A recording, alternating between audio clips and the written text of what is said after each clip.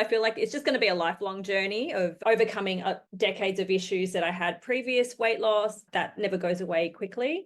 But yeah, life is great, loving life, and wish I'd taken control of my life a bit sooner. Welcome to the Bariatric Nutrition Coach podcast, where we empower you with weight loss surgery, nutrition knowledge, mindset advice, and inspiration so you succeed in your weight and health journey. I'm your host, Jane Stoltz, and I am a bariatric dietitian who has helped over 1,300 people on their weight loss surgery journeys. I'm also a solo mum, lover of long walks while listening to podcasts, partial to a glass of wine, and the ocean is my happy place. Join me as I dive deep into bariatric nutrition and lifestyle topics and deliver them to you in bite-sized, palatable episodes every Monday. Now let's go. Welcome everyone to this week's episode of the Bariatric Nutrition Coach podcast. And this is another special episode where I have a past client with me sharing her story. The episodes where I have clients or even other people that have had bariatric surgery on that share their story are definitely the most popular because we get so much out of hearing other people's journeys, hearing other people explain the ups and the downs of their bariatric surgery journey. And even if we don't relate to everything about that person, we definitely can find something to relate to. And it really helps you feel not so alone. And that's one of the reasons why I do these podcasts. So welcome, Chanteya. Welcome so much to your first podcast. Thank you so much. Looking absolutely gorgeous. Before we jumped on, we were talking all about eyebrows and those things. So I'm going to hand it over to you to share just a little bit about yourself, whatever you think might be nice to share to introduce yourself. So my name is Chanteya, and I'm now entering almost 5 years since my bariatric surgery. March will be 5 years. And yeah, it's just been a real journey that never seems to come to completion. I feel like it's just going to be a lifelong journey of overcoming decades of issues that I had previous, weight loss that never goes away quickly. But yeah, life is great, loving life, and wish I'd taken control of my life a bit sooner. Look, we can always look back and say, wish I had, and that's a really common thing that people say. We were also chatting a little bit about how long we've known each other before we started recording. And I was your dietitian when you initially had your surgery, and that was 2020. I thought it was 21, but 2020. And that was when I was still working with a bariatric surgeon and doing the face-to-face consults. But you have a distinct memory of the week that you had your surgery was when we started COVID lockdowns in Perth. Correct. And actually, I remember I was booked for surgery in April of 2020, and things were just getting weird in the environment. And there was talks of hospitals shutting down and surgeries shutting down. And I remember calling my surgeon's clinic and saying, do you have any cancellations sooner? And they said, actually, we have one like this week. And I was like, what? Let's do it. And it was like a month before I was scheduled in, and I got in, had my surgery like that week. And then the day I got out of hospital, the government announced that Perth was going into lockdown. All like non-life-threatening surgeries were cancelled. So had I not made that phone call, it would have been probably another year or so before I got my surgery. Yeah, everyone's probably got very different experiences and different ways the whole COVID thing happened. But yeah, well, I was there with you. Well, I was on there. I wasn't having the surgery with you, but I was there. We're like, how are we going to manage the patients that have had their surgery? And luckily, being a dietitian and in that role, I was considered an essential worker. So I was really lucky I could go into the office. No one else was there, but keep working, and went online to support, because you can't say, well, you just had your surgery. When we open up, we'll be able to help you. We at least could do that, which is really, really great. So yes, okay, so you had, that's 2020, time went on, and then you came, and we'll get to that, you came back and called me, and I was actually in Melbourne when you reached out at a conference. But I'd love to go back to the beginning. And I always like to do this because people can be listening to this podcast 10 years post-surgery or whatever, but also they can be listening to it pre-surgery and they're contemplating having bariatric surgery. I would love to know a little bit more about what led you to deciding to have surgery in the first place. Yeah, I think I got to a point, my weight had always been somewhat of an issue, but I think I really, towards the end of 2019 into 2020, I really hit a crisis point with my weight. And like a lot of people, the weight was a symptom of so many other issues. So lack of knowledge of nutrition, like I just wasn't raised with healthy eating habits. I had a mum who was a terrible yo-yo dieter and very beauty focused. Like her dream for me was to become a model and I wasn't. And I had all these like really unhealthy attachments to my body, to my emotions, to my food. And that just over time and over life accumulated to a really unhealthy place where I felt my weight then was preventing me from participating in my life. I felt like a bystander in my life, that I was sitting on the sidelines watching my life happen because I was too overweight to participate physically. I couldn't walk far distances. I couldn't, on holidays, it was difficult for me to get around and sightsee and things like this. And I was exhausted. I was in pain. My ankles were hurting. My back was hurting. I was puffed out all the time. And I didn't feel good about myself anymore. And I just hit a real crisis point where I was like, if I keep doing this, like what life is this? So I looked into having the surgery and did a lot of research about it. And I knew going into it that the surgery wasn't the cure. For me, the surgery was the surgeon was hitting reset on my life, like hitting the reset button and giving me a new fresh start. And then the rest was going to be up to me to then steer where this journey was going to go. And then, yeah, that led me to having my surgery in 2020. Wow. You touched on two points that I've just stuck in my head.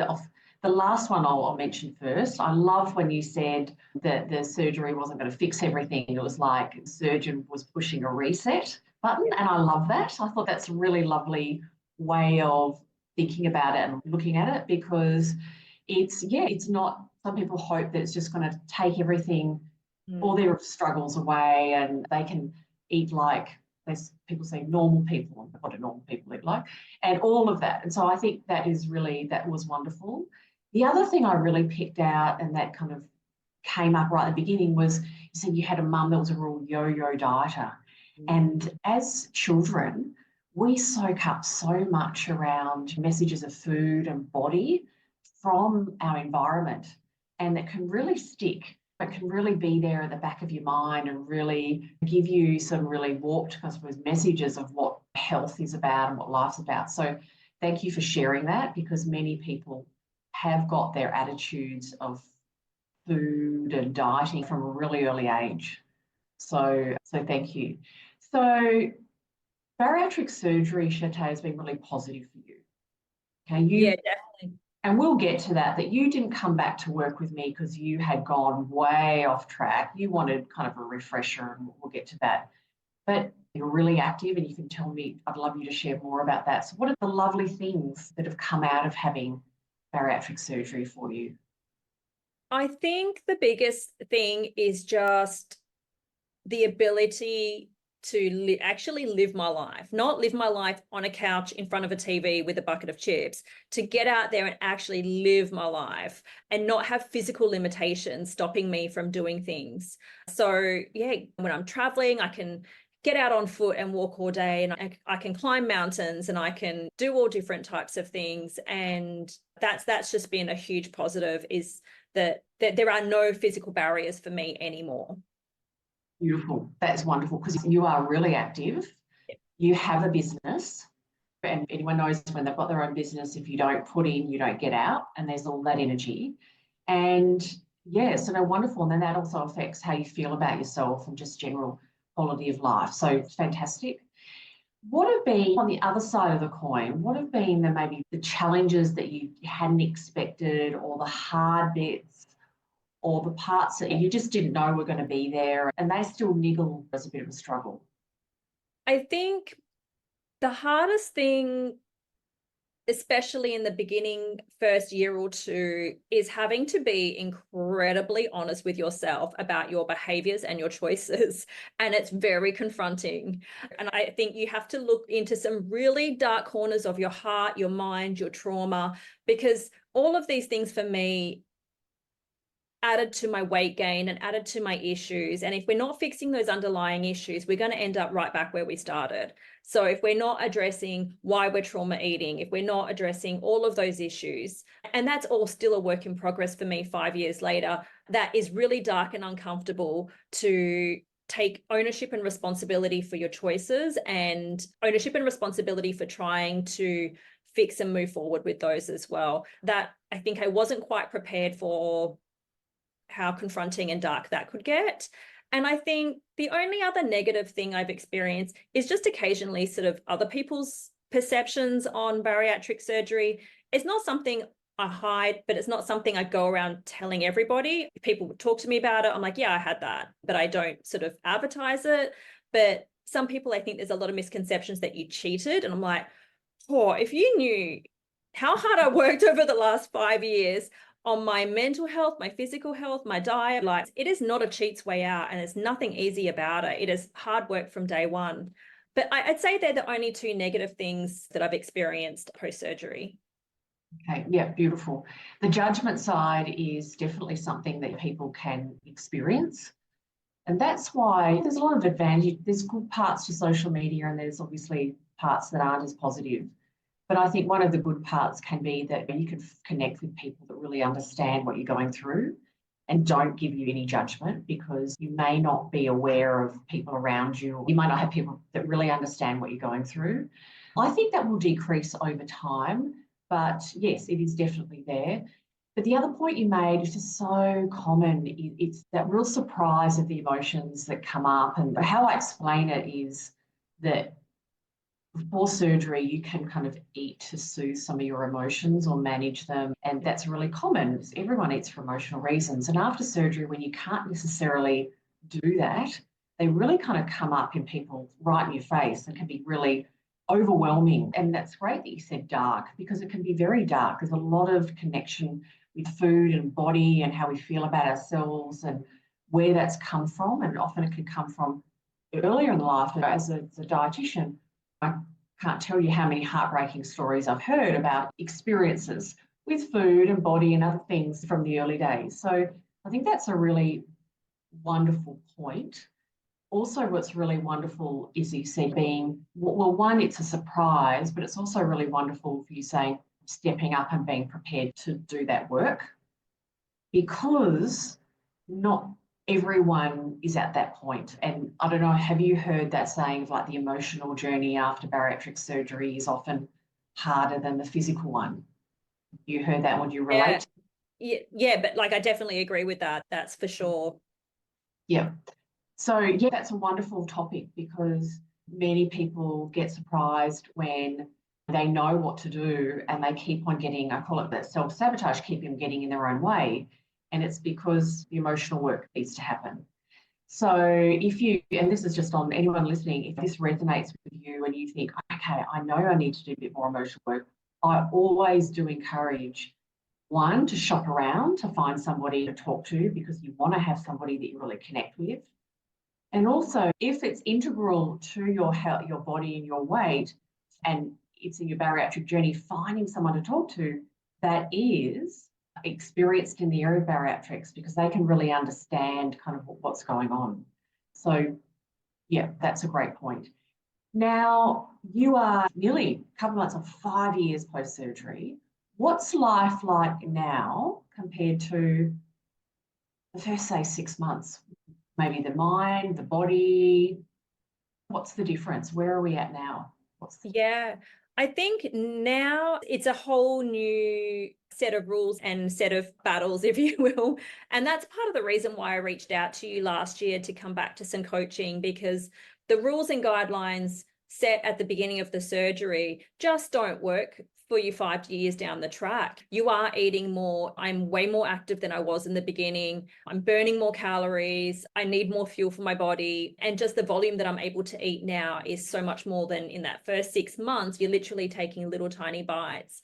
So I got to the point last year where I was not really having issues as such or any massive weight gains, but I was like, I don't know where I should be now. I don't know, like, what are the guidelines? What should I be eating? And I was just a little bit lost because the only guidelines I'd ever been given of this many calories, this much protein, this much carb were in the very beginning of surgery. And I'm like, well, that's just not working 5 years down the track. So that's why I decided to do the boot camp with you last year, was just to kind of get that more support and guidance around, all right, what's a good place to be with my eating now for where I'm at in my life and for my level of activity and what I'm doing.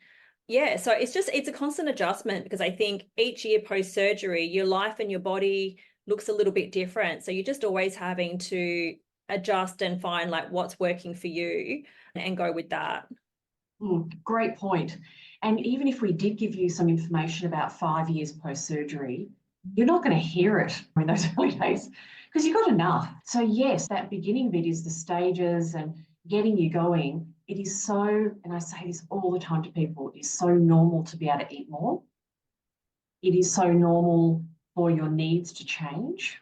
And you hit the nail on the head. You became a lot more active. You could do more and you're very active. And so you need to be able to fuel your body and readjust and check in and have you forgotten something?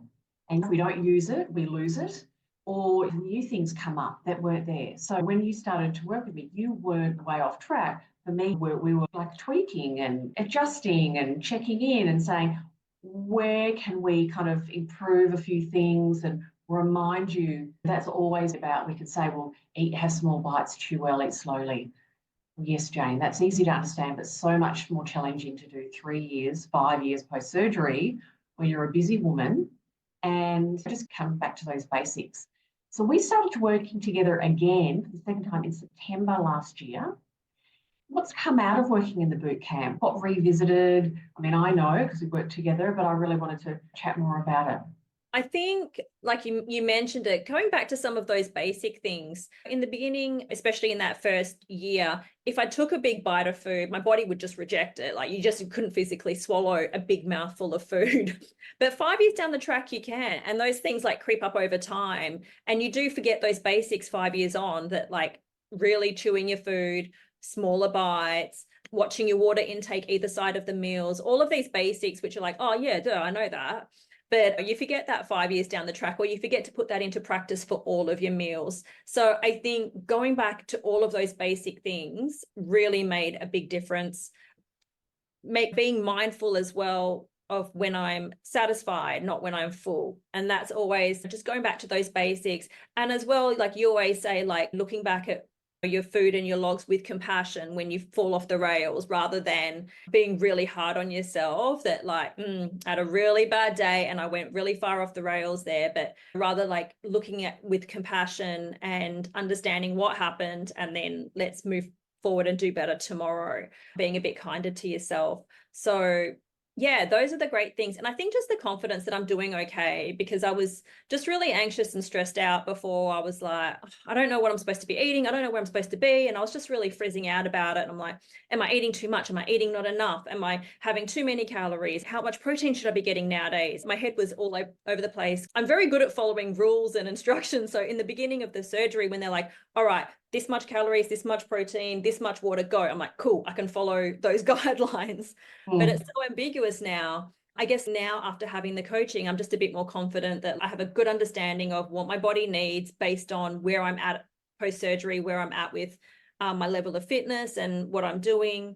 And I can just move forward with confidence with what I'm doing. Beautiful. And I love how you brought up compassion, because I do talk a lot about that. Because dieting, people enter their bariatric surgery, and I work mainly with women, men do surgery as well, but that dieting mindset of good, bad, kind of I had a day off the rails, tomorrow I've got to really restrict, and we want to lose that, and that takes time, and that's really, really important. And the other thing you mentioned, and I talk about this a lot, but really listening to the body, because even like you said, beginning of surgery, your tool of surgery made you Well, I told you if you forgot to have a small bite, very strongly, later on down the track, you can eat more and you can eat bigger bites. And our environment really is geared up or pushes us to be quite mindless eaters. I'm not perfect, but sometimes you're eating in front of a computer or your phone, or you're eating really quickly because we're so busy in our life. And some of those things actually lead to those overeating. So our environment is kind of where we're needing to adjust ourselves in an environment, seeing how we can change that environment, put things in the environment more and more. Your tummy's talking to you, your body's talking to you. And I don't know if you can remember this, Chanteya, but often people in the early days after surgery will say, I don't have a great sense of hunger and fullness cues. And I say to them, that's okay, we're still practicing listening, because later on down the track, you're going to hear your body more, like you're going to get more of a sense of it. Did you find that? Yeah, definitely. I always say, like, listening to your body is great when you're in a good place. Like when my body was a mess and I was overweight and I was battling like a whole bunch of other side issues that were caused from my weight, and still dealing with my emotional eating and emotional stuff as well, you don't know what messages are true or false or what, like it's just all, and you actually, it's so hard to listen to your body, because like, is that your hunger talking or is that your emotions talking? Like there's so many complex issues to that.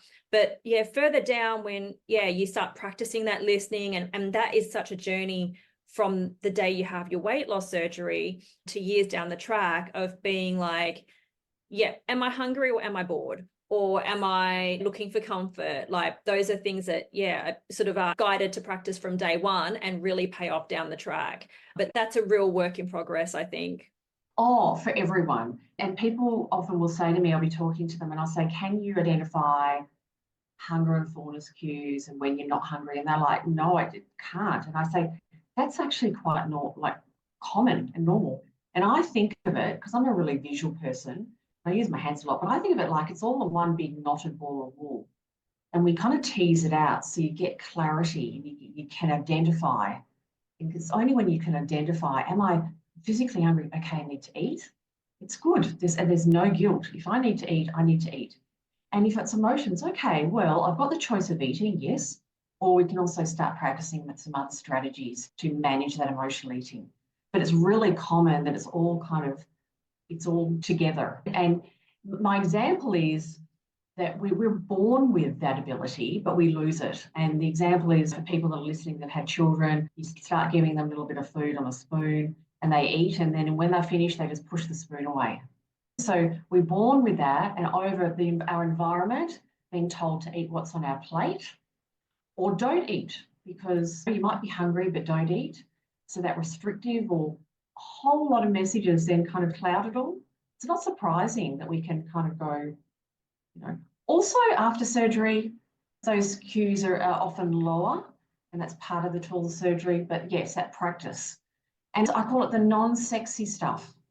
The things that you do, small bites, chew well, the meal plans, and the people, give me a special recipe. That's what I think people feel. And that's, unfortunately, it's harder work than that. It is. And you'd follow, I was like smiling to myself when you said, you're good at following instructions. You're amazing at following instructions. You are like a machine. You did everything that I asked, and you did that hard work. You deserve all the outcomes that you get. And tackling the emotional side of the journey is often the harder part, but it's wonderful work. And it's wonderful when you can celebrate all the lovely things that you've got. So at a wider level, how do you feel it's impacted your relationships in your life and your business? And I know it's impacted your activity and all of that, but has it had a wider impact for you, bariatric surgery? Yeah, I think like I'm just living life a lot more in the lead up to my bariatric surgery. At the time, I didn't realize I was doing it, but I stopped going to things that I was invited to. I was embarrassed about how I looked. I didn't feel good about myself. I didn't want to be around other people. And I stopped participating in life. So people would invite me to birthdays or engagement parties, and I would always bail last minute. I would say yes, and then I would just be like, I just don't want to go. I don't feel good. And I didn't even wasn't super conscious at the time that it was like a shame about how I looked and how I felt, and I just didn't want to be participating in life. So now it's great. I can go out with friends and do things, and I'm not worried about, oh, am I going to be too tired standing all night, or like ankle's going to hurt because I'm like carrying all this excess weight. My ankles were buckling underneath me. So it definitely has improved my friendships, and on that level, I bail far less now. So. Thank you for that. And I was just thinking, can you remember your concerns and thoughts about bariatric surgery pre-surgery? Can you remember any of those? Not vividly. I don't think I really had much opinion on people that had bariatric surgery. I had too much. Concerns? Yeah, concerns on what life was going to look like. To me, I feel it's a little bit like when you have your first baby, is you imagine how things are going to be on the other side. And it's never the same. Like, it's never what you think it's going to be. So did you feel that your life would change as much as it had, or what did you? I think like before I started looking into the surgery, I didn't have too much of an opinion or an idea of what people that had surgery went through. And then when I started looking into the surgery, and I remember going to my surgeon's information session, I was like, oh, damn, like this is, yeah, full on. And then that's when I started looking into it. But then what I also realized is all of the support is there for you. And I don't know if all surgeons do this, but I remember like my surgeon making me prepay like 5 sessions with you before the surgery. And he's like, if you don't prepay it, you won't go. And I was like, okay, fine. And I was so glad that he kind of had that in place, because the support is there. And if you have a good surgeon that has a good team, the support is there for you to succeed. Yeah, but it is so much work, but you're not alone. Yeah, no, wonderful. And I think that touching on support is really important, because that surgery centre, yeah, we had it and they have it, but sometimes people don't have that. And it can be, you can imagine how isolating it is. So if anyone's listening to this podcast and they're thinking about having bariatric surgery, what advice would you give them? One, if your surgeon doesn't already have it available for you, make sure you're in touch with someone like Jane, a great dietitian, because that's your friend, not your surgeon. Like, your surgeon does your surgeries and does your medical checkup afterwards, but he's not the one that's giving you that support. In my experience, I don't know what other surgeons do. It's your dietitian that's really going to be your best friend, and just get that support in place. Be really real and honest with yourself. Do you need to get into some therapy as well to look at some issues? That's a thing I think is really hand in hand with successful weight loss. Being real. Are you an emotional eater? Are you a trauma eater? And if so, you need to look at those issues. You need to get your mind and your emotions healthy so that your body can be healthy, because it's all interlinked. Beautiful. And yeah, that's kind of what I was talking about, like creating a team and knowing that you're not alone. Because some people will say, thinking that they've got to do it all on their own, if they do struggle at a point, that it's something with them and they haven't followed the instructions, or is this normal? And I would always say, if you're experiencing it, basically, and you're not needing to rush to hospital, it's normal. So it's lovely building a team. So thank you so much. That is wonderful. Thank you so much for being on my podcast. Having me. You can now say you've been on a podcast. Do you want to do a plug for your business for any ladies in Perth that are listening, because you've got us? So I'm also the owner of Custom Claws Nail Salon in Inglewood on Beaufort Street, by appointment only. Please don't walk in. Because you're so busy. No, you are. You're flat out, aren't you? Yeah, amazing. So wonderful. Thank you so much for your time and for your generosity of sharing your journey. And it was an absolute pleasure working with you again. Thank you so much. You're welcome. Thank you everyone for listening to this week's episode of my podcast. And I really look forward to being back in your ears next week. Bye for now.